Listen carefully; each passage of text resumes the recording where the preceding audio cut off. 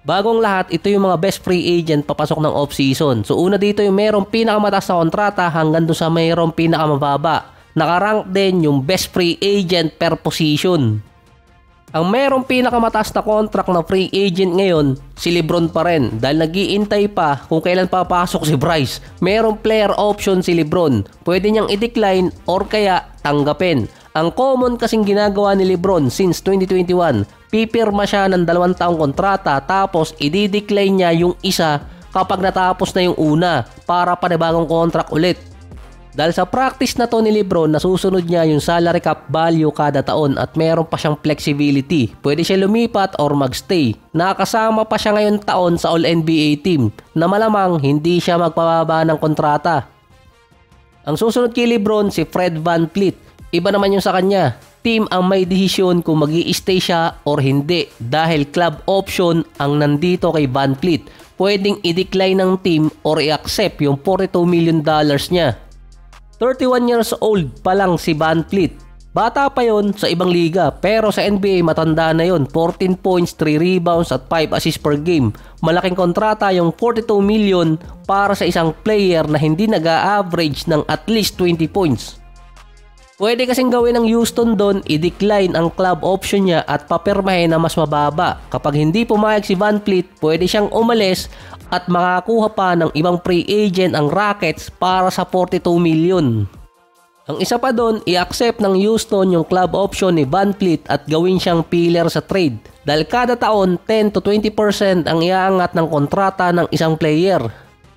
Ang pangatlong may pinakamataas na kontrata para sa free agent si Kyrie. Expected return kasi niya next year February. Best option kay Kyrie ni accept ang player option niya. Dahil si Jason Kidd nagpaplanong kumuha ng pansamantalang replacement kay Kyrie habang nagpapagaling.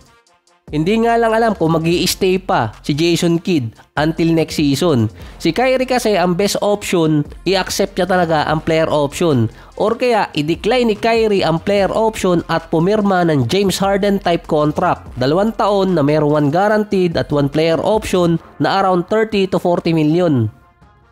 Sa mayroong mababang kontrata naman na best free agent, sila yung hindi pinapirma ng extension na mag-i-expire. Katulad ni Josh Giddey ng Bulls, 6.8 million ang current contract niya. Average niya ngayong season, 14 points, 8 rebounds, 7 assists per game. Nasa 22 years old pa lang siya. Around 20 million ang market price nitong si Giddey. So far, interesado pa rin na i-retain ng Bulls si Josh Giddey. Restricted kasi siya kaya pwedeng offeran siya ng ibang team, tatapatan lang ng Bulls yung kontratang i-offer ng iba. Ganun din si Jonathan Kuminga ng Golden State. Parang gusto na talagang paalisin itong si Kuminga sa Warriors. Ang headline kasi lagi, hindi siya fit sa team.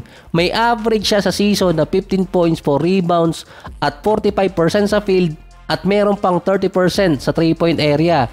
Sa last 4 games niya sa playoffs, nag-average pa siya ng 24 points, 3 rebounds at 2 assists per game. Strong performance yun para kay Kuminga papasok ng free agency. Pero dinamage ng Golden State yung chance niya. Meron kasing 2 player na tumaas ang value after nilang maglaro sa Warriors at lumipat ng ibang team. Hindi lang sila na-retain dahil nga sa contract issue ng Golden State. Yung una si Ty Jerome na napunta ng Cavaliers at si Donte DiVincenzo na napunta naman dati ng Knicks. Si Kuminga nasa Warriors ang kanyang bird rights, parang ang sagwalang pakinggan. Pwede siyang opera ng malaki at lumagpas sa salary cap. Ang problema nga lang, damage na si Kuminga. Hindi siya pang starter na player at ang issue, yung fit niya sa team. Dahil doon, pwede makaapekto na hindi makuha ni Kuminga yung hinihiling niyang $200 million na kontrata.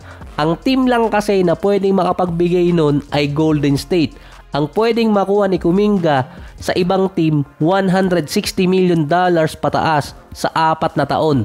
Base to sa salary cap ngayong 2025 season. May iba pa yan pagdating ng mismong free agency.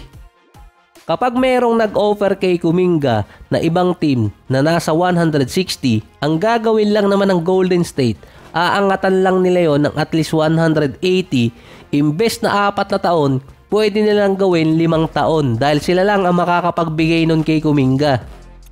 Imbes na maging 40 million per year ang makuha ni Kuminga, magiging at least 36 million dollars per year. Ay yun din naman kasi ang ino-offer sa kanya. Ang pangatlong player, si Davion Mitchell, yung kamukha ni Bronny James. Nag-average siya sa playoffs ng 15 points, 2 rebounds at 6 assists per game. Strong finish din naman sa postseason. Meron pa siyang 61% sa field at 50% sa 3-point area. 5 million ang current contract niya. Ito kasi yung isang pwede pang gawin kay Kuminga na pwede din gawin ng Miami dito kay Davion Mitchell. I-activate yung $8 million na qualifying offer para sa isang taon. After kasi nun, magiging unrestricted free agent na. Risky ang ganong kontrata na meron nang gumawa dati nun na na-injured tapos hindi na nakakuha ng kontratang malaki na inaasahan niya.